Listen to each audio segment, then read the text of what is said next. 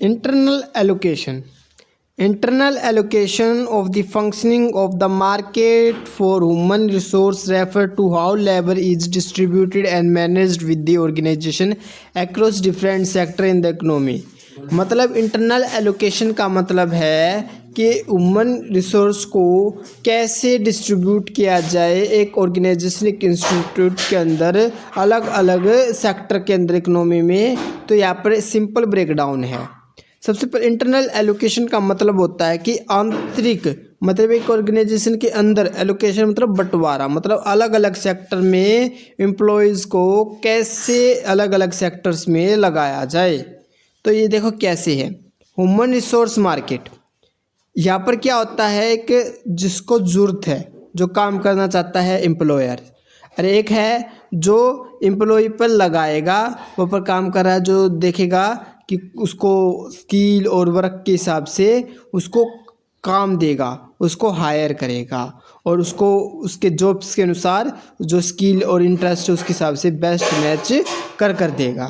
तो internal allocation क्या है मतलब एक ऑर्गेनाइजेशन के अंदर एम्प्लॉयज़ को क्या कर देना बांट देना अलग अलग रोल के अंदर डिपार्टमेंट के अंदर और अलग टास्क के अंदर उनकी स्किल और उनकी क्वालिफ़िकेशन और उनके एक्सपीरियंस पर।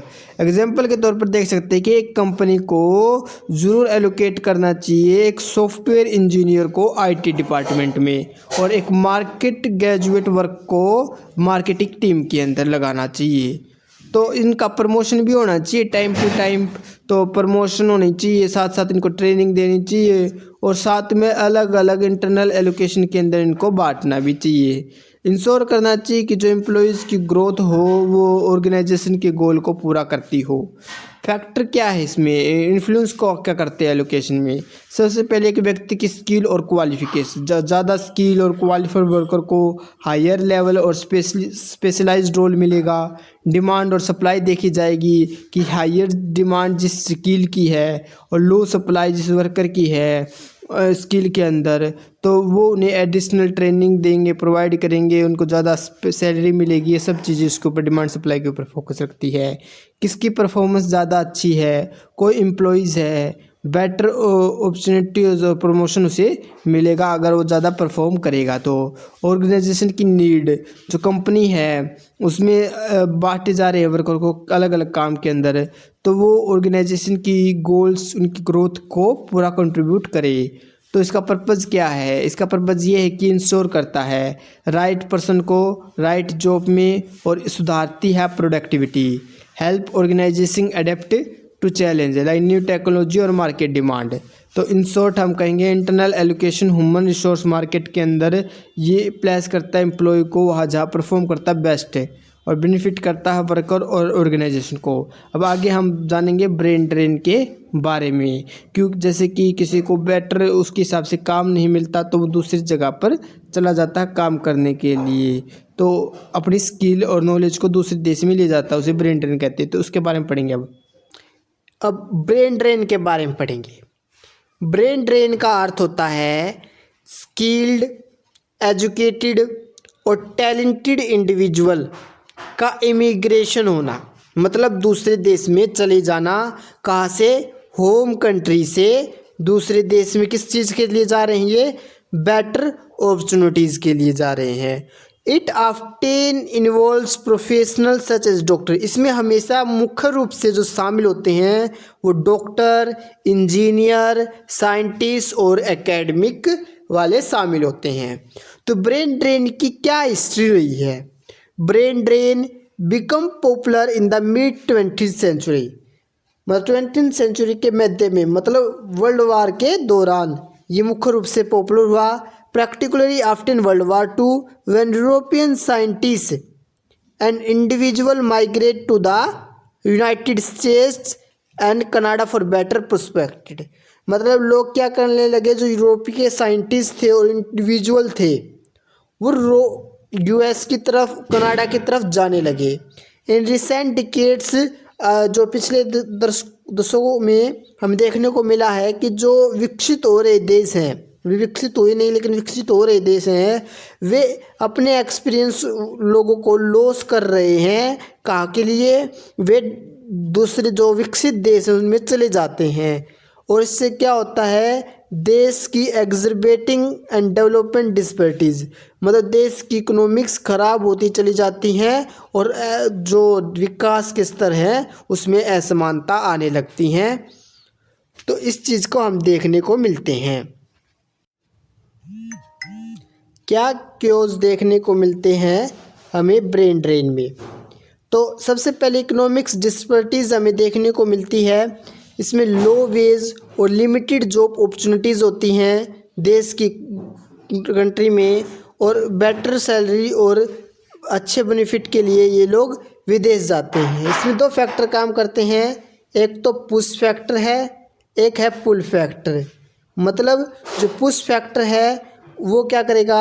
दूसरे देश के लिए लोग यहाँ से जाने की पुश करेंगे। लोग यहाँ से क्या करेंगे? यहाँ पर डिस्पैरिटीज़ मिलेगी, लोगों को अच्छी हेल्थ शिक्षा नहीं मिलेगी, तो क्या करेंगे? पुश कर रहे हैं फैक्टर जो देश से बाहर जाने के लिए मजबूर कर रहे हैं। दूसरी देश की जो फैक्टर्स हैं वे अच्छे हैं, दूसरे देश की ग्रोथ हो रही है और वहाँ पर अच्छी अपॉर्चुनिटीज़ मिल रही है। हमारे अच्छी अपॉर्चुनिटीज़ हैं लेकिन विदेश में ज़्यादा है, तो रिलेटिव अपॉर्चुनिटी को देखते हुए लोग दूसरे देश में भी जाते हैं। तो एजुकेशन अपॉर्चुनिटीज़ को देखते हुए भी, जैसे कि गरीब देश जो क्वालिटी एजुकेशन की है और रिसर्च की फैसिलिटी कम है हमारे देश के अंदर, तो जहाँ पर अच्छे एजुकेशन सिस्टम है और अच्छी अपॉर्चुनिटीज़ मिलती हैं तो वो डेवलप्ड नेशन की तरफ मूव कर जाते हैं। पॉलिटिकल इंस्टेबिलिटी एंड करप्शन भी देखने को मिलता है हमें। Unstable government, corruption, lack of transparency drive करते हैं स्किल इंडिविजुअल को अब्रॉड की तरफ, विदेश की तरफ ले जाने के लिए। Better living standard, access to superior health care infrastructure and quality of life in developed countries. जैसे देख सकते हैं हम जो विदेशी जो विकसित देश हैं वहाँ पर अच्छी हेल्थ केयर, इंफ्रास्ट्रक्चर और क्वालिटी ऑफ लाइफ देखने को मिलती है, जिससे लोग वहाँ की तरफ खींचे चले जाते हैं, जो पुल फैक्टर यहाँ पर काम कर रहा है। प्रोफेशनल ग्रोथ, जैसे कि lack of innovation, resource recognisation in the home country, desire to work cutting edge industry and with global leader. मतलब क्या है कि वहाँ पर प्रोफेशनल ग्रोथ ज़्यादा देखने को मिलती है, इनोवेशन, रिसर्च, रिकॉग्नाइजेशन सब चीज़ों के अंदर।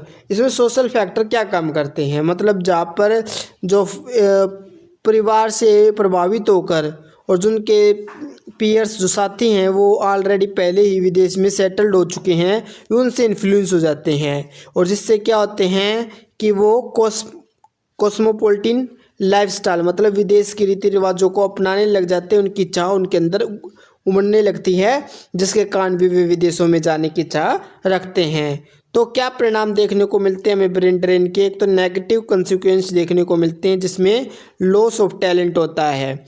मतलब क्या है कि जो कमज़ोर होम कंट्री की जो वर्कफोर्स है, वर्कफोर्स क्या होती है कि स्पेशली जो क्रिटिकल सेक्टर हैं जैसे कि हेल्थ केयर, टेक्नोलॉजी, एजुकेशन, इस सेक्टर से लोग विदेश में जाने लग जाते हैं और इकोनॉमिक डिक्लाइन देखने को मिलता है। इससे हमारी जो इनोवेशन और प्रोडक्टिविटी है वो कम होने लगती है और हमारे जो पोटेंशियल टैक्स रिवेन्यू है वो भी कम होने लग जाता है। हाई इनकम जो ज़्यादा कमाने वाले लोग हैं वो बाहर चले जाते हैं। डेवलपमेंटल इम्बैलेंस, मतलब जो ज़्यादा गैप देखने को मिलता है फिर हमें जो विकसित और विकासशील देशों के अंदर, क्योंकि विकासशील देशों से टैलेंट विकसित देशों की तरफ चला जाता है, तो टैलेंट फ्लो टू फॉर्मर।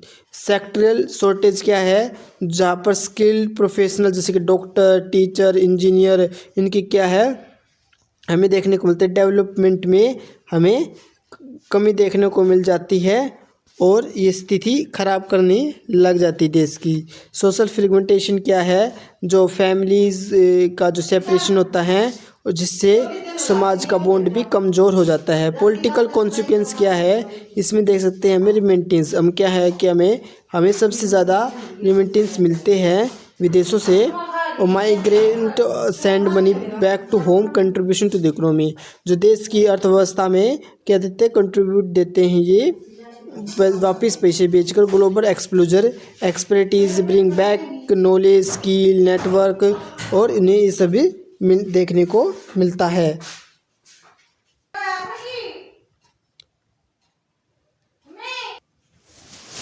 तो देखो ब्रेन ड्रेन को कैसे रोका जाता है। सबसे पहले हम इकोनॉमिक्स मेज़र करने होंगे, हमें अलग अलग अपॉर्चुनिटीज़, जॉब अपॉर्चुनिटीज़ पैदा करनी होगी, हमें इंडस्ट्रीज़ और एम्प्लॉयमेंट के अंदर इन्वेस्ट करना होगा और ऑफर कॉम्पिटिटिव सैलरीज़, हमें ग्लोबल स्टैंडर्ड के हिसाब से हमें अपने टैलेंट की सैलरीज भी बढ़ानी होगी। एजुकेशन रिफॉर्म, हमें क्वालिटी एजुकेशन लानी होगी। देश के वर्ल्ड क्लास यूनिवर्सिटी और रिसर्च में हमें अपने देश की यूनिवर्सिटी को भी शामिल करना होगा। स्कॉलरशिप और फंडिंग हमें देनी होगी जिससे स्टूडेंट स्टडी कर सके होम कंट्रीज़ में, और फाइनेंशियल एड प्रोवाइड करना होगा स्टूडेंट को। पॉलिटिकल गवर्नेंस रिफॉर्म्स इंश्योर करनी होगी स्टेबिलिटी, हमें ट्रांसपेरेंट और स्टेबल पॉलिटिकल इन्वायरमेंट बनाना होगा। रिड्यूस कॉरपोरेशन मतलब क्या है, फोस्टर ए मेरिट बेस्ड सिस्टम हमें लेकर आना होगा जिससे अच्छी तरह से फेयरनेस बढ़े। प्रोफेशनल ग्रोथ अपॉर्चुनिटीज़, हमें प्रमोट करना होगा इनोवेशन को। स्टार्टअप और प्रोवाइड ग्रांट फॉर रिसर्च के लिए। Foster recognisation, create system to reward recognised talent.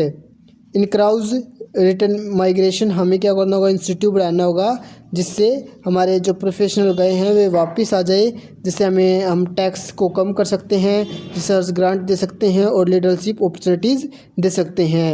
Utilise डिस्पोरा network, हमें एक्सपीरियंस और नेशनल डेवलपमेंट इंस्टीट्यूट लेने होंगे। पब्लिक अवेयरनेस कैंपेन चलाना होगा, हमें हाईलाइट करना होगा कि देश की ग्रोथ में वो कंट्रीब्यूट दे, और एक सेंस ऑफ पेट्रियटिज्म मतलब देशभक्ति की भावना और एक समुदायों की रिस्पॉन्सिबिलिटी